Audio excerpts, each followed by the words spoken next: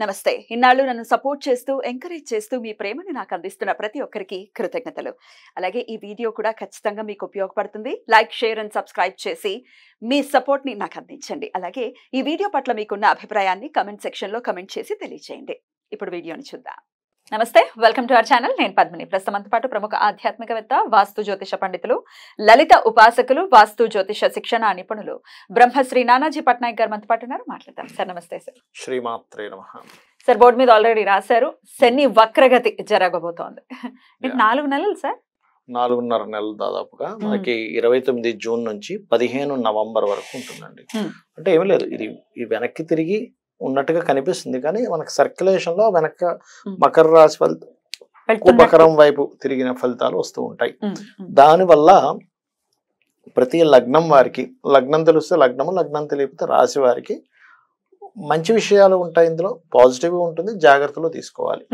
అదేవిధంగా ఇది వక్రగతి వల్ల పర్టికులర్ గా ఈ వక్రించిన శని దీన్ని చూస్తున్నాడు. సో 29 జూన్ నుంచి 13 జూలై వరకు ఇక్కడ ఉంటాడు కుజుడు. సో 29, 13 వరకు, అంటే దాదాపు ఒక 15 రోజుల పాటు ఇది ప్రపంచ వ్యాప్తంగా కానీ దీని ప్రభావం ఉంటుంది. అంటే ఎట్లాంటివి సార్? విపత్తులు అట్లాంటివి? విపత్తులు అదేనండి. ఇప్పుడు కామన్ గా మీరు గమనించినట్లయితే ఈ శని సామాన్యంగా చూస్తుంటేనే మనం గతంలో కూడా చెప్పుకున్నాం, పేరుకు వర్షాకాలంగానే ఎండలు బాగా వస్తూ ఉంటాయి. ఒక పక్క బాగా ఎండ వస్తుంది అనేసరికి ఇంకో దగ్గర విపరీతం వర్షం పడుతూ ఉంటుంది. అంటే ప్రకృతిలో ఏదైతే బ్యాలెన్స్ అనేది తప్పుతుంది, శని కుజులు ఎప్పుడైనా వీక్షించుకుంటున్నా కూడా. అయితే దీనివల్ల మాత్రం ఎట్టి పరిస్థితుల్లో ఇప్పుడు చూడండి, మనకి ఈ ఫ్లష్ ఈటింగ్ బ్యాక్టీరియా ఏదో అంటున్నారు, దాదాపుగా 2006లో వచ్చింది జపాన్లో. ఇప్పుడు కాదు, 2004లో వస్తే 2006లో దాన్ని డిటెక్ట్ చేశారు. 2006 నుంచి ఉన్నటువంటిది, అదేం కొత్తగా ఇప్పుడు ఇండియాకి వచ్చేసి ఏదో అయిపోతుంది అనుకునేటువంటి భయం అయితే పడాల్సిన పని లేదు. కాకపోతే ఈ కాంబినేషన్ వల్ల ఏమిటంటే ప్రపంచవ్యాప్తంగా కానివ్వండి, దేశాల వారిగా కానివ్వండి, మనకి రాష్ట్రాల వారిగా కానివ్వండి, అనవసరమైన గొడవలకు దారితీస్తూ ఉంటుంది. సాధారణంగా ఇది మనకి క్రోధినామ సంవత్సరం. కుజుడు ఓన్ హౌస్ లో ఉన్నాడు. ఇన్ని రోజులు శని చూస్తున్నందుకు ఆల్రెడీ జరుగుతున్నాయి. వక్రించి చూస్తున్నప్పుడు ఇంకొంచెం డిఫరెంట్ గా గొడవలు. అందులో ముఖ్యంగా సరిహద్దుల్లో ఉండేటువంటి ఈ భద్రతను కల్పిస్తున్నటువంటి ఈ యొక్క సైనికులు కానీ, పోలీస్ డిపార్ట్మెంట్ మీద కానీ కాస్త ఎక్కువ ప్రభావం చూపిస్తుంటుంది. అంటే వాళ్ళకి కొన్ని స్ట్రిక్ట్ రూల్స్ ఇవ్వడం, ప్రెషర్ ఎక్కువగా ఉంటుంది. ఎందుకంటే వక్రించిన శని చూస్తున్నాడుగా, అందుకని. అండ్ అదే విధంగా కొన్ని అల్లకల్లోలకు సంబంధించిన దేశవ్యాప్తంగా, ప్రపంచవ్యాప్తంగా ఏదైనా కొన్ని నిర్ణయాలు తీసుకునేటప్పుడు మనకి పిఎంలు కావచ్చు, వాళ్ళు ఆ నిర్ణయాలను కొంత వ్యతిరేకిస్తూ కొన్ని అల్లర్లు జరగడం కానీ, కొన్ని తీవ్రమైన నిర్ణయాలు తీసుకోవడం కానీ, ఇటువంటివి జరుగుతూ ఉంటాయి. అదొకటి మెయిన్ గా చూసుకోవాలి ఈ శని వక్రగతి అండ్ ఈ కుజుడు దృష్టి పడడం వల్ల.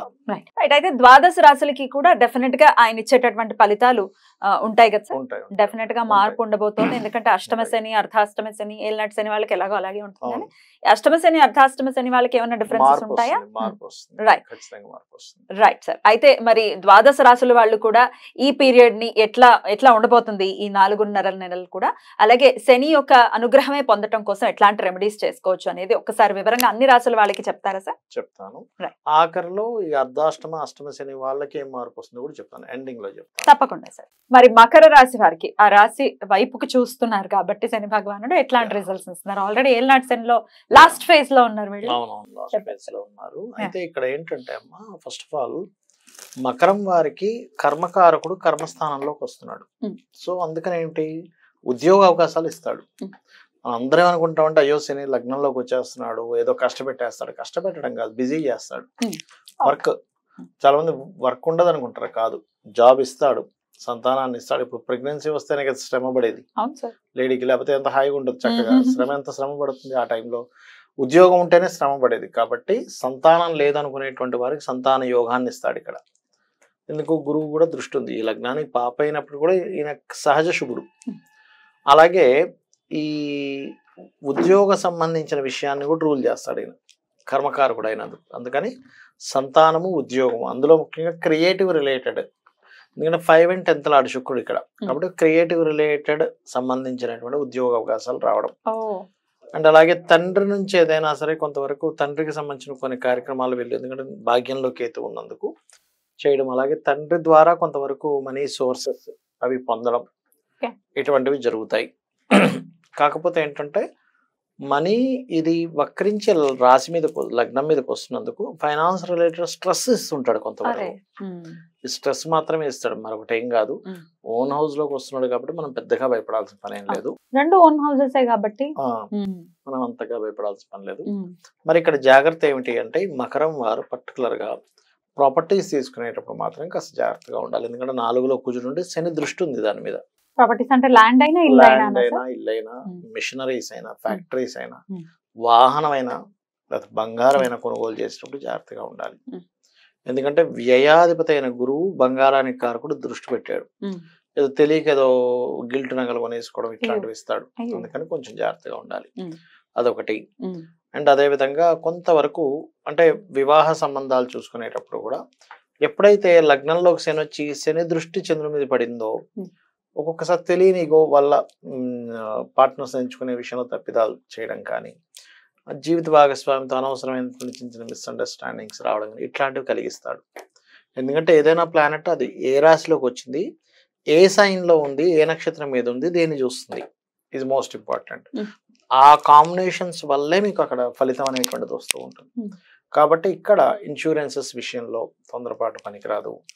అండ్ గవర్నమెంట్ ఎంప్లాయీస్ తో అనవసరం సడన్ గా ఏదో తెలియని పే చేయాలి, ఇట్లాంటివి ఇస్తూ ఉంటాడు మకరం వారికి. ఇది చూసుకోవాలి, చూసుకుంటే సరిపోతుంది. అలాగే ఆరోగ్యం ఎలా ఉంటుంది అనుకోవచ్చు సార్ వీళ్ళకి? వీళ్ళకి ఆరోగ్య విషయం కనుక తీసుకుంటే 6వ స్థానంలో శుభగ్రహాలు 2 ఉన్నాయి.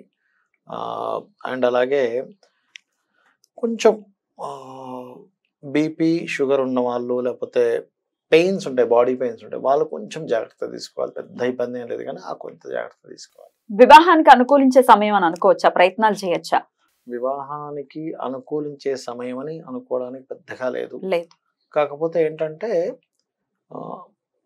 ఈ సప్తమ స్థానము యాక్టివ్ అవ్వదు యాక్చువల్గా శని ఇక్కడ ఉన్నప్పుడు సర్వసాధారణంగా.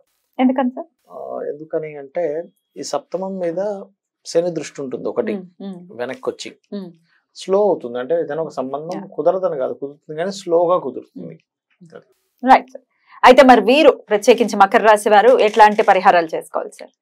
మకర రాశి వారు చేసుకోవాల్సినటువంటి పరిహారాలు దత్తాత్రేయుని యొక్క ఆరాధన. పంచమ స్థానంలో గురువు ఉన్నాడు కాబట్టి జయ గురుదత్త, శ్రీ గురుదత్త, లేనట్లయితే దిగంబర దిగంబర శ్రీ పాదవల్లభ దిగంబర అనే నామస్మరణ చేస్తే అన్ని విధాలా బాగుంటుంది.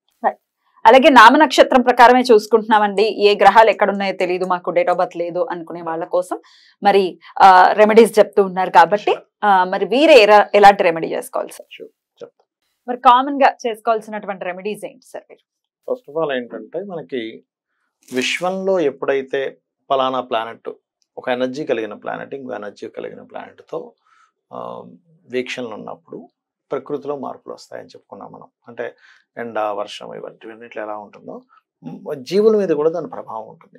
సహజంగానే ఇది పూర్వదిన సంవత్సరం కొంచెం గొడవలకు ఎక్కువ దారితీస్తుంది కాబట్టి ఈ 2 గ్రహాలకి పర్టికులర్గా అంటే కుజ శని గ్రహాలకి దీపారాధన చేయాలి.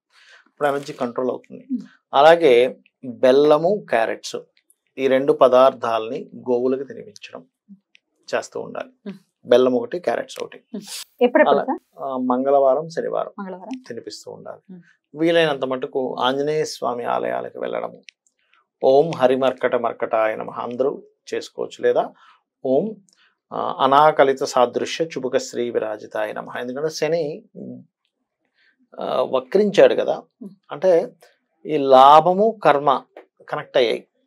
లాభము కర్మ శనికి సంబంధించిన మంత్రాల్లో అంటే శని అనుగ్రహం కలగాలనుకునేటువంటి దాంట్లో అమ్మవారి మంత్రాల్లో ఇది బ్రహ్మాండంగా పనిచేస్తుంది. ఓం అనాకలిత సాదృశ్య చుబుక శ్రీ విరాజితాయ నమః.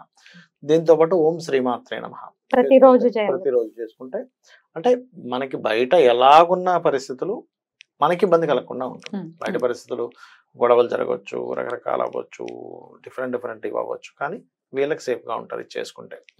అండ్ అలాగే ఇంకోటి ఏంటంటే శని వారము మరియు మంగళవారము గోవులకు క్యారెట్స్, బెల్లం తినిపించడంతో పాటు వీలైతే గనక పెరుగన్నాన్ని పంచడం పేదలకి, లేదా గూడాన్నము అంటారు. అంటే మనకి మన బెల్లంతో తయారు చేసిన పదార్థము కొంచెం నెయ్యి కూడా వేసి దాన్ని అమ్మవారికి నైవేద్యం కాబట్టి ప్రసాదంగా కనుక పంచినట్లయితే కూడా ఇబ్బంది అనేటువంటిది రాకుండా ఉంటుంది. అద్భుతం సార్, చాలా బ్యూటిఫుల్ గా ఎక్స్ప్లెయిన్ చేశారు. ఈ 4.5 నెలల తర్వాత ఆయన మీనంలోకి వెళ్తారా సార్? మీనంలోకి ఇంకా ట్రాన్సిట్ కూడా ఉంటుంది కాబట్టి Yeah. మేషరాశి వారికి ఏలినాటి శని స్టార్ట్ అయ్యే పరిస్థితి ఉంటుంది. Exactly. రైట్. సో ఈ 4.5 months మీరు ఇందాకే చెప్పారు మేషరాశి వారికి మంచి కాలం అనే చెప్పారు. మొత్తం Yeah. ఓవరాల్ గా ద్వాదశ రాశుల వాళ్ళకి కూడా ఎట్లాంటి రిజల్ట్స్ ఇవ్వబోతున్నారు, శని వక్రగతి అనేది వివరంగా Yeah. తెలియజేశారు. రెమెడీస్ ని కూడా చేసుకున్నారు. డెఫినెట్ గా ఇవి పాటించుకుంటూ ఈ 4.5 months కూడా అందరికీ పీస్ఫుల్ గా వెళ్ళాలని మనస్ఫూర్తిగా కోరుకుంటూ కృతజ్ఞతలు సార్. నమస్తే. శ్రీమాత్రే నమః.